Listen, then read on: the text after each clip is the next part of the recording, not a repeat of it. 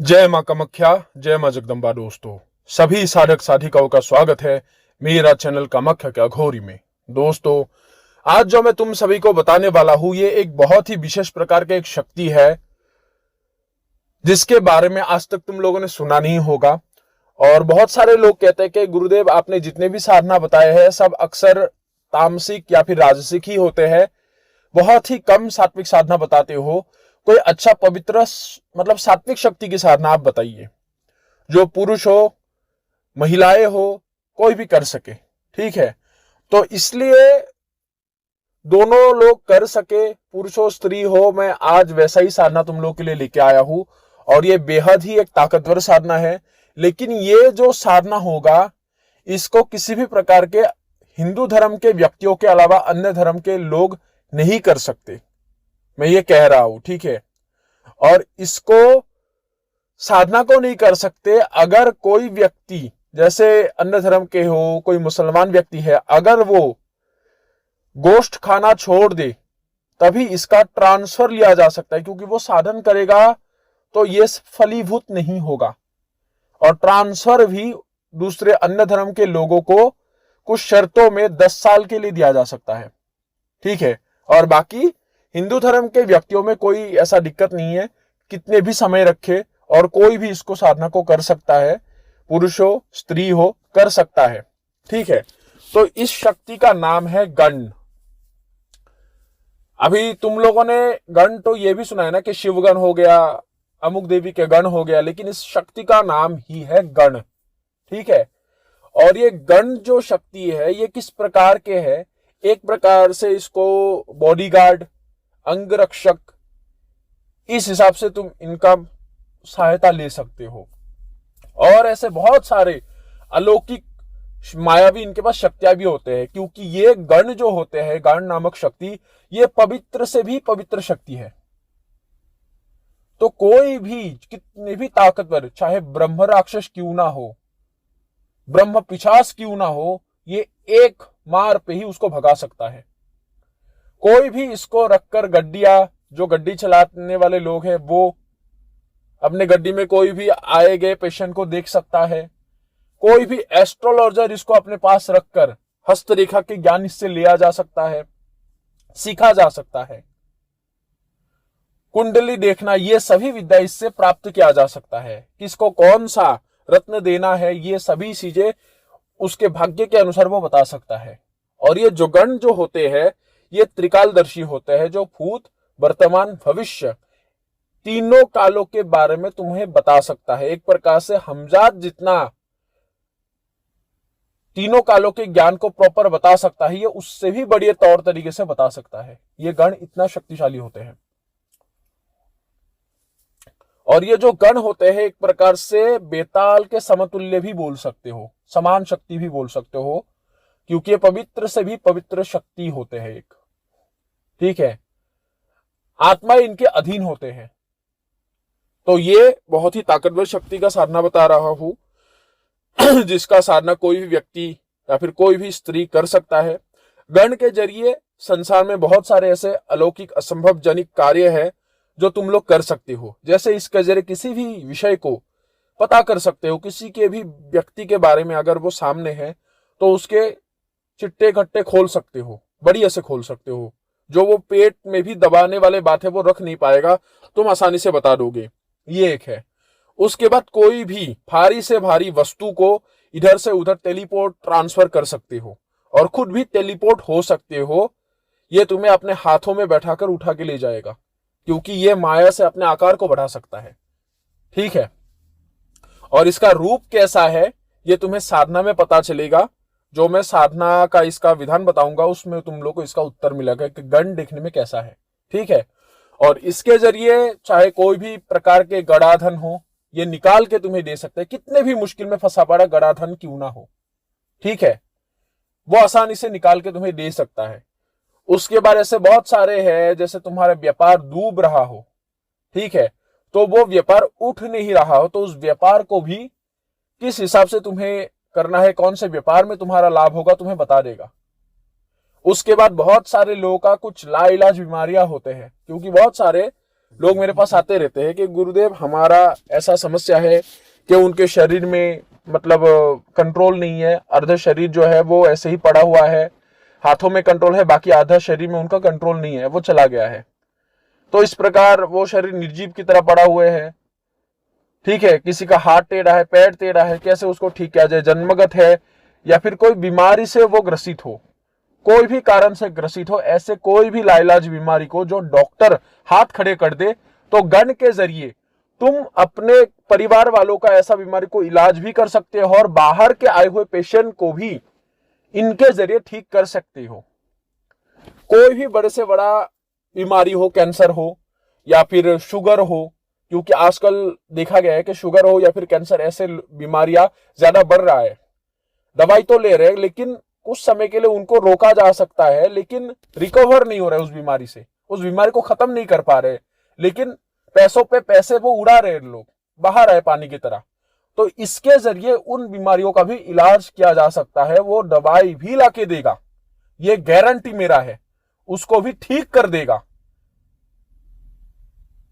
तो इसलिए ये गण का साधना एक बहुत ही अलौकिक ताकतवर साधना है, जिसके भी गण अपने स्थान में रहता है, फिर जो भी साधक गण को रखे हैं उनको कभी भी धन, मान, वैभव, ऐश्वर्य, इन चीजों का कभी भी कमी नहीं होता।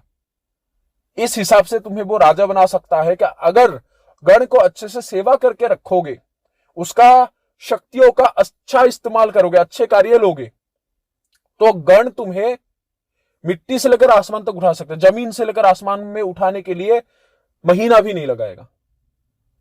किस हिसाब से कौन सा क्या रास्ता खोल देगा, तुम्हें यकीन भी नहीं होगा कि तुम वास्तविकता में देख रहे हो या फिर स्वप्न में देख रहे हो। इसलिए गण इतना पवित्र और अच्छा शक्ति है जो व्यक्ति को अच्छी तरह से उनके भावनाओं को समझता है। ठीक है, 0% भी इसकी तरफ से किसी प्रकार साइड इफेक्ट नहीं है, कोई नुकसान नहीं है। इसको कोई भी रख सकता है, कोई भी स्त्री हो पुरुष इसका ट्रांसफर ले सकता है, चाहे साधना करो या फिर ट्रांसफर लो। अगर कोई इंडिया से बाहर है उसको भी ट्रांसफर दिया जा सकता है इसका। तो निश्चित रूप से कोई भी आओ, अगर इसका ट्रांसफर लेना है या फिर साधना करना है तो ठीक है। खैर, अभी बढ़ते हैं विधान की ओर, किस प्रकार इसका साधना किया जाएगा। गण की साधना अक्सर 2 दिवस में होगा। एक तो होगा महीने का प्रथम सोमवार से अथवा पूर्णिमा से, किसी भी महीने का पूर्णिमा हो। ठीक है, तो पूर्णिमा के दिन से ही या फिर महीने का पहला सोमवार से इसका साधना होगा।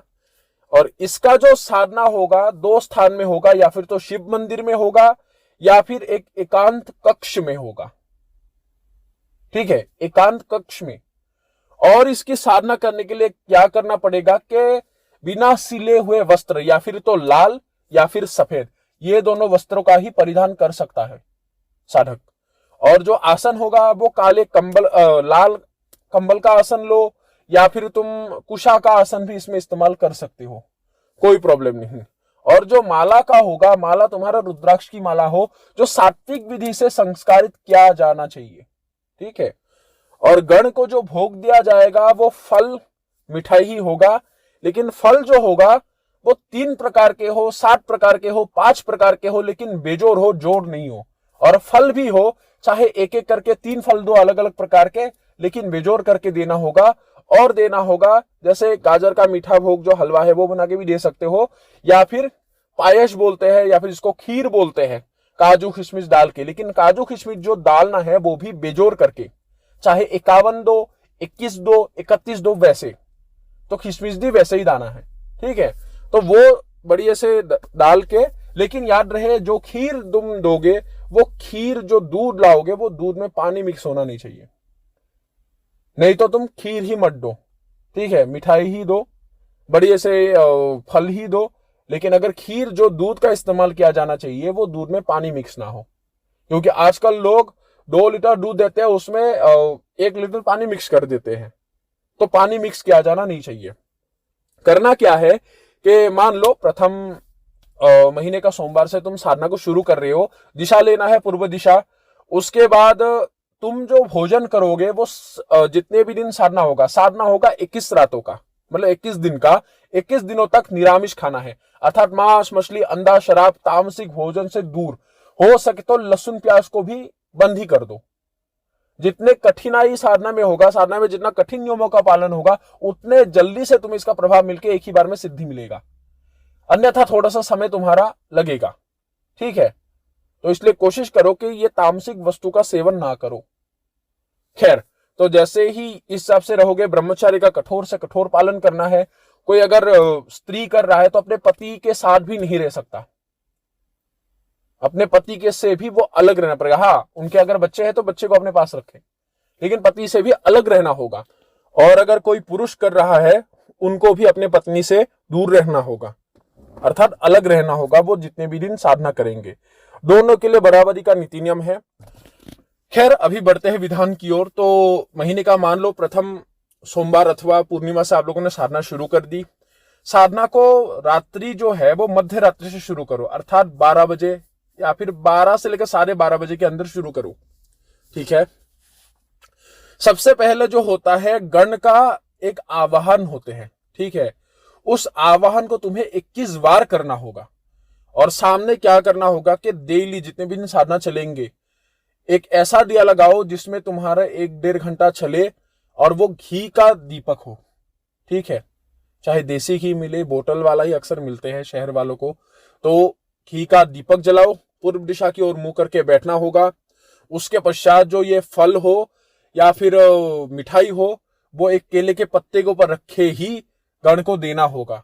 और याद रहे, ये जो गण को जो भोग दोगे, अक्सर तुम लोगों ने क्या देखा है कि हम कोई भी शक्ति को देते तो फल फ्रूट ऐसे ही कोई बर्तन में, मिट्टी के बर्तन में रख के देते हैं। गण को थोड़ा सा अलग प्रोसेस के हिसाब से दिया जाता है। और गण को किस हिसाब से देना होगा, जैसे एक केले का पत्ता बिछा लिया, उसके ऊपर एक मिट्टी का बर्तन रख लिया, उस मिट्टी के बर्तन में एक लाल कपड़े में वो फल और जो मिठाई है, वो मिठाई को एक कटोरी में रख सकते हो। ठीक है, वो मिठाई को कटोरी में रखो और कटोरी जो है वो मिट्टी के हो, तो उसमें एक लाल कपड़े से उसको एक लड्डू जैसा बना के उसको बांध देना है। मतलब वो लाल कपड़े से एक पोटली टाइप का बांध के उसमें रखना है। और ये 21 दिन तक 21 टुकड़े वो कपड़े तुम्हें चाहिए ही चाहिए। ठीक है, और इसका एक कारण है, सुनते रहो। तो जैसे ही ये चीजें प्रोसेस हो जाए तो इस प्रकार गण को भोग देना है। ठीक है, तो जैसे ही इस प्रकार का हो गया, उसके बाद गण को आवाहन करने का जो मंत्र है उसको तुम्हें 21 बार पढ़ना होगा। उसके बाद गण के जप करने का एक मंत्र होता है जिसको तुम्हें 1008 बार जप करना होगा। ठीक है, 1008 बार। 1008 बार के जप करने के बाद गण को बुलाने का एक मंत्र है जो तुम्हें 108 बार पढ़ना है, अर्थात एक माला। ठीक है, जो रुद्राक्ष की माला होगा उस माला से एक माला। और ये जो गण को बुलाने का मंत्र है, आखिर में यही तुम्हारा पासपोर्ट बनेगा। ठीक है, बस गण आके तुम्हें इसमें थोड़ा सा अपना नाम बताएगा और आखिर में वो नाम, ये मंत्र पढ़ने के बाद ही, चाहे ये विधान जितने भी साधक करे, आखिर में वो जो भी गण को मिले, जो भी गण उसके प्राप्त हो साधना के बाद, वो गण का नाम बोलने के बाद ही गण आता है। ये इतना सिद्ध मंत्र है और ये देवी देवताओं से मिलने वाला, उनके श्रीमुख से, ठीक है, मिलने वाले मंत्र है जो कहीं पुस्तक में और कोई साधक के ऐसे वैसे मुंह से नहीं मिलेगा तुम्हें। जो देवताओं के साधक है, जिनको गण की साधना पता है, जो देवताओं ने बताया है, उनको ही पता होगा, गारंटी है मेरा। ठीक है, तो गण का जो ये बुलाने का मंत्र है, उससे गण को बुलाना है। तो जैसे ही ये दिन करोगे, हाँ, सबसे बड़ी बात क्या है कि यहाँ पे जो तुम साधना करोगे तो उसमें लोबान जलाना है और अगरबत्ती जलाना है। और लोबान किस प्रकार, साधना में बैठने से पहले पूरे घर में या फिर उस रूम में, मतलब लोबान जला के उनके धूनी लगाना है, धूनी देना चारों तरफ। और जो तुम गण की साधना करोगे, जिस हिसाब से मैंने बताया था, चाहे शिव मंदिर हो, उसमें गण को आसन भी देना होगा, ये मैं भूल गया था। तो एक पटिया है जो लकड़ी का बनाना है, उसमें लाल वस्त्र एक बिछा लेना है। ठीक है, लाल वस्त्र या फिर नीला, काला नहीं, नीला, मतलब स्काई ब्लू, मतलब आकाशी कलर, आकाश जैसा जो कलर होता है वो, जिसको स्काई ब्लू बोलते हैं। एक होता है ब्लू, एक होता है स्काई ब्लू। स्काई ब्लू थोड़ा सा ब्लू से पतला कलर है, तो वो वाला, उस हिसाब से एक कपड़ा या फिर लाल कपड़ा उस पतिये में तुम्हें बिछाना है। बिछाने के बाद करना क्या है, जैसे ही तुम आसन में वहां पे बैठ गए तो गण को बुलाया और लोबान तो जलाया, लोबान जलाने कर अगरबत्ती, इसमें 5 अगरबत्ती तुम्हें जलाना होगा हर रोज। तो जैसे ही आखिर में गण को बुलाने का मंत्र है, गण को बुलाया तुमने, तो उसका तुम्हारा साधना समाप्त हो गया। साधना समाप्त होने के बाद तुम्हें वैसे ही बस आसन को अपना उठा के चले आना है उस स्थान को, या फिर कमरे को बंद कर देना है अगर अलग कमरे में कर रहे हो। तो जैसे ये सभी प्रोसेस हो गया तो सुबह ब्रह्म मुहूर्त में उठ के देखना है कि गण ने तुम्हारे दिए गए भोग को स्वीकार किया कि नहीं। अगर उस भोग को स्वीकार नहीं किया है तो उसको कोई जैसे बकरी हो या फिर गौ माता हो, उनको ही ये चीजें खिला देना है, क्योंकि मिठाई मिठाई फल फूल तो खाता ही है, उनको कोई प्रॉब्लम नहीं होते, तो ये उनको खिला देना है। और जो कपड़ा है वो कपड़ा कोई स्वच्छ स्थान में या फिर बहते हुए नदी में ही फेंकना है, ठीक है। अन्यथा ऐसे जगह में उनको छोड़ के आओ जिसमें मतलब गंदगी ना हो। बाकी तुम लोग समझो अच्छी जगह में, अन्यथा कोई अच्छे जगह में, खेत में ही हो अच्छे जगह में, उसमें गड्ढा खोद के उसमें गाड़ देना है वो कपड़े को। मैंने बोला था 21 दिन 21 कपड़े चाहिए जिसमें फल मिठाई एक साथ तुम उसमें बांध सको एक पोटली की तरह, ठीक है। तो जैसे ही तुम्हारा साधना का दिन बीतता रहेगा, कम से कम अगर पहला दिन गण ने भोग स्वीकार नहीं किया तो ऐसे 5-6वें दिन गुजरने के बाद ही, मान लो लास्ट 1 हफ्ता या फिर 10 दिन मतलब सबसे लास्ट से भी लास्ट है, अन्यथा 1 हफ्ते में तुम्हें जो गण है तुम्हारे दिए गए भोग को, तुम्हारे पोटली के वो गांठ को खोलेगा। और जो गांठ को खोलेगा गण कुछ ना कुछ उसका ग्रहण करेगा और वो समझ जाने देवता ने स्वीकार किया है। और जैसे ही तुम्हें ये लगे कि गांठ खुला है या फिर भोग को स्वीकार किया है, तो जानवर को खिलाना नहीं है, तब अपने परिवार में उसको बांट देना है भगवान का प्रसाद बोल के, और वो प्रभु ही है, इस हिसाब से भाव रखो, क्योंकि वो पवित्र से भी पवित्र शक्ति है, वो एक देव है, ठीक है। और गण देखने में कैसा ही तुम्हें आखिर में पता लगेगा, क्योंकि मैंने शुरुआत में भी वीडियो का बोला था कि गण का जो वर्णन है मैं आखिर में करूंगा। तो गण जो है जैसे ही तुम्हारे भोग को स्वीकार करेगा तुम्हें पता लग जाएगा ये आज गांठ खोला है, क्योंकि उसको पोटली बना के तुम लोगों ने रखा था रात भर, तो कैसे खुला, किसी का तो जरूरी हाथ लगना जरूरी है, तो गण खोलता है। तो जैसे ही तुम्हारा ऐसे दिन बीतता रहेगा, तुम्हारा जैसे 10वें दिन अनुभव हुआ कि एक पोटली का गांठ खुला है, तो 15वें दिन के बाद गण तुम्हारे आसपास होने का आभास तुम्हें कराएगा। जैसे ऐसा लगेगा कि एक ठंडा हवा का झोंका आके तुम्हें पीछे की तरफ से छू के चला गया हो, तुम्हारे पीठ पूरी तरह से ठंडा पड़ गया हो, ऐसा है। जैसे कंधे में किसी ने हाथ रख दिया हो या फिर सर के ऊपर तुम्हारे किसी ने हाथ को फेर दिया हो, तो इस प्रकार। और जैसे ही तुम्हारा 21वें दिन नजदीक आता रहेगा तो तुम्हारे कमरे के कॉर्नर में कोई हंसता हुआ तुम्हें एक आवाज आएगा, लेकिन जो हंसेगा वो मध्य वयस्क के, जैसे पकड़ के चलो 50-55 साल के उम्र का कोई व्यक्ति हंस रहा हो ऐसा लगेगा, ठीक है। तो बस तुम्हें उसमें ध्यान देना नहीं है।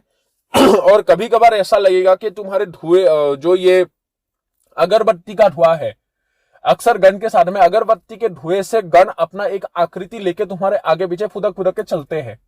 और गण जो होते हैं वो उसका स्वरूप अब बताऊंगा। स्वरूप देखने में कैसा है कि एक, मान लो एक सफेद रोशनी से निकला हुआ एक बच्चा हो, जो सिर्फ रोशनी से ही वो उसके शरीर निर्मित हो, ऊर्जा से, प्रभाव से, ठीक है, एक रोशनी से उसके शरीर निर्मित हो, वो एक बच्चे की तरह दौड़ के आंखों के सामने से दौड़ के चला जाएगा।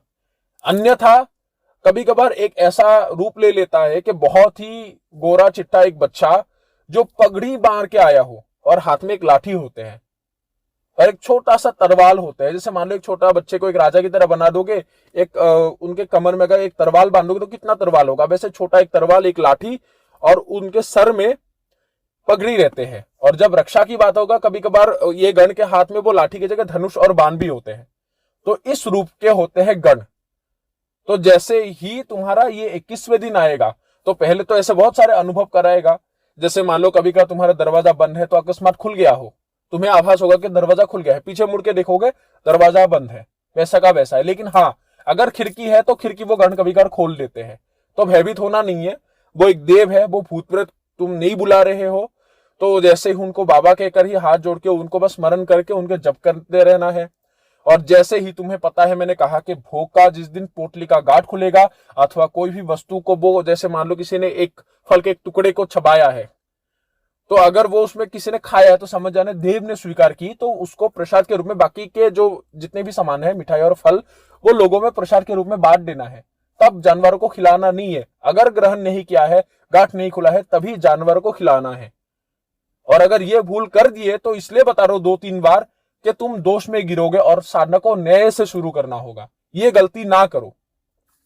तो जैसे ही ये सभी चीज हो जाए, 21वें दिन गण इन दोनों में से जो रूप कहा था, यही दोनों रूप, इन दोनों रूपों कोई सा भी रूप धारण करके तुम्हारे सामने प्रत्यक्ष होगा। ठीक है। और प्रत्यक्ष होने के बाद गण तुम्हें कहेगा कि ए साधक या फिर ए साधिका, तुमने मेरा आह्वान क्यों किया, तुमने मुझे क्यों बुलाया, किस उद्देश्य के लिए तुमने मुझे बुलाया है, बताओ। तो इस प्रकार कहेगा। या फिर यह कहेगा कि वत्स बताओ, या फिर अगर कोई साधिका कर रहा है तो पुत्री बताओ, क्यों तुमने मुझे बुलाया है, क्या चाहते हो तुम, क्या इच्छा है तुम्हारे मन में। तो जब ये कहे तो बाबा कहकर संबोधित करके उनके चरणों में दंडवत प्रणाम करके बस उनके अपने मनोरथ को बोल देना है कि तुम क्या चाहते हो उनसे। ठीक है। उनको गण को जो है एक प्रकार से रक्षक के रूप में, ठीक है, उनको बोल सके मैं आपको रक्षक के रूप में चाहता हूं। किस रूप में रखना चाहते हो, तो रक्षक के रूप में, पिता के रूप में, गुरु के रूप में, इन तीनों के रूप में ही रख सकते हो। और ये मत सोचना कि गण को अगर पिता के रूप में रखोगे तो उसको आदेश नहीं कर पाओगे। जिस प्रकार से तुम पिता से हट कर सकते हो, गण से भी तुम उसी भाव से हट कर सकते हो कि पिता या फिर पिताजी मुझे ये चाहिए, ये मेरा काम होना चाहिए, कृपा करो आप। तो इस हिसाब से जिस भी रूप में रखोगे उस रूप में उनसे हट कर सकते हो, जैसे गुरु है। तो इस हिसाब से तो ये तीनों में से जो भी रूप में गण को तुम रखना चाहते हो, गण उसी रूप में तुम्हारे साथ हमेशा के लिए रहेगा। तो ये जो भी बातें हैं तो अच्छे से गण के साथ तुम्हें बात कर लेना है। तो जैसे ही गण कहे कि ठीक है मैं तुम्हारे साथ रहूंगा, तो उसके बाद गण से सिर्फ इसमें 2 वचन लेना है। लोग बोलते हैं कि 3 वचन। गण ऐसा शक्ति है ही नहीं कि वो तुम्हें छोड़ के कभी जाएगा, तुम्हारे साथ 2 नंबर ही करेगा, कि बोल के काम को नहीं करेगा। वो अगर उसको वचनों में बांधोगे नहीं आएगा। देवी देवताओं से इतने भी वचन लिए नहीं जाते। कुछ देवी देवताओं में 2 वचन में भी वो हो जाते हैं। 3 वचन लेने की क्या आवश्यकता है, विश्वास रखो, वैसे ही है, भाव है। तो गण से सिर्फ 2 वचन लेना है, और जो 2 है वो बहुत ही गुप्त है। एक में ही 2 वचनों को उसमें लिपटाया जाता है, बांधा जाता है। वचन जो होते हैं तुम्हारे शब्द ही होते हैं। ठीक है। तो अभी तुम अपने बुद्धि से 3 के जगह 2 वचनों में कैसे उनको मना सकते हो, ये तुम्हारे बुद्धि के ऊपर भी निर्भर करता है। ठीक है। तो ये 2 वचन लेना है, 2 वचनों में गण तुम्हें वचन दे देगा। उसके बाद बुलाने के तरीके में उनको पूछना है कि बाबा आपका नाम बताइए, जिससे मैं आपको बुलाने से आप मेरे पास आओगे। ठीक है। तो वो बोल देगा जो तुमने मेरे को बुलाने का मंत्र पढ़ा है उसके बीच में, या फिर वो बोलेगा बीच में तो नहीं, या फिर तो आखिर में, या फिर तो मतलब पहले, लास्ट में, या फिर पहले मंत्र को जप करने से मेरा इतनी बार नाम को स्मरण करना, या फिर मुंह से बोलना, मन से कहो या फिर व्यक्त करके कहो। उसके बाद मंत्र को पढ़ना, या फिर मंत्र को पढ़ के 3 चुटकी मारो या फिर 3 ताली बजाओ। एक उदाहरण दे रहा हूं। तो उस हिसाब से मैं तुम्हारे पास तत्क्षण आ जाऊंगा। तो इस हिसाब से गण अपने रास्ता को वो बता देता है। ठीक है। और गण जो है, गण आने के बाद तुम उसको गण को किस दिन नहीं बुला सकते और किस दिन नहीं आएगा। गण जो होते हैं विशेष रूप से तुम दीपावली के दिन, उसके हनुमान जयंती के दिन, उसके बाद शिवरात्रि के दिन, ये 3 दिन, दीपावली, हनुमान जयंती और शिवरात्रि, ये 3 जो दिन होगा गण उस 3 दिनों में नहीं आएगा। इसका कारण है जो मैं अभी यहाँ पे खुल के नहीं बता सकता, क्योंकि हर शक्ति का एक उत्पत्ति का एक रहस्य छुपे होते हैं, और ये रहस्य तभी उजागर किया जाता है जब साधक को ज्ञान दिया जाता है। अभी मैं तुम लोग को जानकारी दे रहा हूं, यह भी एक ज्ञान ही है, लेकिन प्रॉपर ज्ञान पाने के लिए तुम लोगों को दीक्षा लेना होगा। और बिना दीक्षा के गुरु ऑनलाइन में हर चीजें नहीं बताते। ये किसी भी ज्ञानी गुरु से पूछ के देख लो, अगर किसी ज्ञानी गुरु ने बता दिया मैं ऑनलाइन ही दूंगा, ये असंभव है और वो कभी ज्ञानी नहीं बन सकता, हो भी नहीं सकता। ये बात है। तो जैसे ही वो हो जाए, तो गण जैसे ही अपना नाम बता दे, तो ये समझ जाना है कि गण जो है वो तुम्हारे प्रार्थना को स्वीकार किया, और उसके बाद तथास्तु बोल के चला जाएगा। और चला जाने से भी पहले गण के साथ एक और बातचीत होगा तुम्हारा, और वो क्या है, गण को स्थान देना पड़ता है। ठीक है। अब जब गण को तुमने बुलाया, गण जो होते हैं वो एक देवलोक की शक्ति होते हैं, जो तुम्हारे साधना से, तुम्हारे ऊर्जा के प्रभाव से तुमने जप करके गण को वो देवलोक से तुमने उतार लिया है मृत्यु लोक में। अर्थात भूलोक में उतार लिए हो। और जब तुम गण की साधना करते हो, गण देवलोक का परमिशन लेके आता है जिस लोक से आ रहे हैं। कई गण बैकुंठ से आते हैं, कई गण शिवलोक से आते हैं, कई लोग ब्रह्मलोक से आते हैं। ठीक है, तो अभी किस लोक से है? और कई लोग तो कई जो गण होते हैं वो तुम्हारे कुबेर लोक के भी होते हैं। तो अभी जिस लोक के भी वो गण है उससे कोई मतलब नहीं है। बात है इसमें कि जैसे गण उतार के आएगा तब वो, जब तक तुम उसको मुक्त नहीं करते अथवा जब तुम्हारा आखिरी दिन नहीं आएगा, क्योंकि ये कोई भूत प्रेत नहीं है कि तुम्हें उसी योनि में भटकना होगा, जाना होगा। अगर जाना होगा तो बढ़िया, ये ब्रह्मलोक में स्थान मिलेगा, वैकुंठ में स्थान मिलेगा, शिवलोक में स्थान मिलेगा, तो इसको मुक्त ना करो। लेकिन अगर किसी को देते हो अथवा जिस दिन तुम्हारा अंतिम समय होगा तो गण जो है वो खुद ब खुद वो कह देगा कि अभी तुम्हारा जो समय है इतने दिन के बाद तुम चले जाओगे। तुम्हारा मृत्यु के दिन उस दिन कहेगा कि 1 महीना और बचा है, उसके बाद तुम अभी नहीं रहोगे, तुम्हें प्रभु ले जाएगा। तो उसके लिए मेरा जाने का वक्त हो गया है कि रहो, और ये जो तुम्हारा इस बार मुलाकात होगा वो मैं अपने लोक में तुमसे मिलूंगा, अमुक प्रभु के लोक में मिलूंगा। इस प्रकार गण बोल के तुम्हें छोड़ के चला जाएगा। और जब तक गण तुम्हारे साथ है, गण को खींच के ले जाने वाले कोई देवी देवता के साधक भी नहीं है, ये समझ जाओ। इस संसार में किसी के पास इतना ताकत नहीं है कि गण के बिना अनुमति के उस साधक का शक्ति को कोई भी साधक छीन के ले जा सके। गण वो शक्ति है, इसका अनुमति नहीं देगा। अगर तुम्हारा देवी देवता भी है वो भी कह देगा कि इसको ले जाने का विधान ही नहीं है। और ये जो गण है इसको उसके साधक ने खुद सिद्ध की है। हाँ, ये बात अलग है कि अगर गुरु ने तुम्हें अर्पण दिया है, तुम ट्रांसफर लेते हो, तब क्या है कि तुम्हारे गण को वो बुला के, मान लो कोई देवी देवता के साधक है, तुम्हारे शक्ति को बुला के कुछ समय के लिए रख सकता है अपने पास। जैसे मान लो आज सुबह बुलाया, कुछ बातचीतें की, लेकिन शाम तक उसको छोड़ना ही पड़ेगा, वो रख नहीं सकता, या फिर वो खुद ब खुद उसके बंधन को तोड़ के या फिर उसके बातों को अमान्य करके वो चला आएगा। उस कुछ क्षणों के लिए ले जा सकते हैं, कुछ समय के लिए। लेकिन हमेशा के लिए जो बोलते हैं शक्ति को खींच के ले जाते हैं, गण को कोई खींच के नहीं ले जा सकता। गण का ये क्वालिटी है, समझ लेना। तो जैसे ही गण उतर के आ जाते हैं उसके बाद वो देवलोक को छोड़ के आ जाते हैं, और तब देवलोक में वो जा नहीं सकता। हाँ, अगर कोई देवलोक में पूजा है तो वो आके जाके जा सकता है, लेकिन हमेशा के लिए नहीं जा सकता तुम्हें छोड़ के, जब तक तुम उसको मुक्त नहीं करोगे, या फिर ये नहीं करोगे कि वो खुद छोड़ेगा नहीं, या फिर तुम किसी को अर्पण नहीं करोगे। अगर गण ने ये कहा कि मैं इसके साथ नहीं रहूंगा, ये दुष्ट है, तो गण को तुम नहीं दे सकते, या फिर तो उसको छोड़ दो, या फिर जिस समय तुम्हारा होगा गण उसी समय जाएगा। कभी कभार गण क्या होते हैं, अगर वो तुमने उसको अच्छे से रखा है, गण का मन में तुम अच्छे स्थान प्राप्त कर लेते हो, तो गण तुम्हें छोड़ के खुद जाता नहीं है। वो बोलेगा कि जब तुम्हारा अंतिम समय आएगा मैं उसके कुछ ही दिन पहले चला जाऊंगा, चिंता मत करो, मैं कोई भी तुम्हें दिक्कत नहीं करूंगा। तो इस प्रकार है। तो गण को स्थान कहां पे देना है, या फिर तो तुम्हारे घर के किसी भी एक पेड़ में या फिर घर के मंदिर में तुम्हें स्थान देना पड़ता है। और ये एक शक्ति के साथ स्वभाव इसका मिला जुला है, और वो है लाल कुबीर बाबा के साथ। जैसे लाल कुबीर बाबा का भी ट्रांसफर कोई भी लेता है तो उनको मंदिर में स्थान दिया जाता है, ठीक है, क्योंकि स्थान तो मंदिर में वो रहता ही है। बात है क्या है, उनके आसन को। तो गण जो होते हैं, गण को रहने का स्थान बीराव की तरह कोई पेड़ में ही नहीं, इसको मंदिर में भी दिया जा सकता है। तो ये दोनों में ही स्थान गण को दिया जाएगा। उसके बाद गण जो है, जैसे तुमने बातचीत की, जिस हिसाब से बातचीत हुआ, मैं इस रूप में आपको रखना चाहता हूं। कृपया मेरा हमेशा मेरे ऊपर कृपा बना के रखिए। जब बातचीत XYZ हो गया, उसके बाद गण को बुलाने का तरीका तुमने पूछ लिया, तब गण जो है तुम्हारे दिए गए भोग को, जो पोटली बना था उस दिन पोटली को प्रत्यक्ष उठा के ले जाएगा। अर्थात ये समझ जाओ 20 दिन में तुम 21 दिन में साधना में 21 कपड़े लाओगे और 21 पोटलियां बनाओगे। 20 पोटलियां तुम आंखों से देख पाओगे या फिर सामने रहेगा, तुम उसको प्रसाद के रूप में ग्रहण करोगे।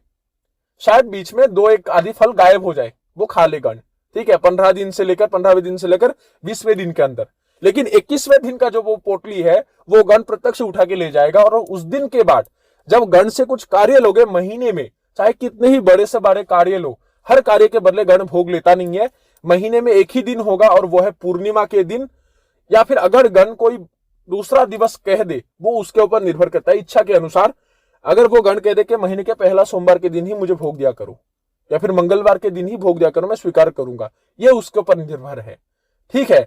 तो महीने के दिन जब तुम भोग दोगे गण को, तो उसी भांति ही मिठाई और फल को वो लाल कपड़े से एक पोटली की तरह बांध के वैसे ही देना होगा। बाकी शक्तियों की तरह ये ऐसे ग्रहण नहीं करता।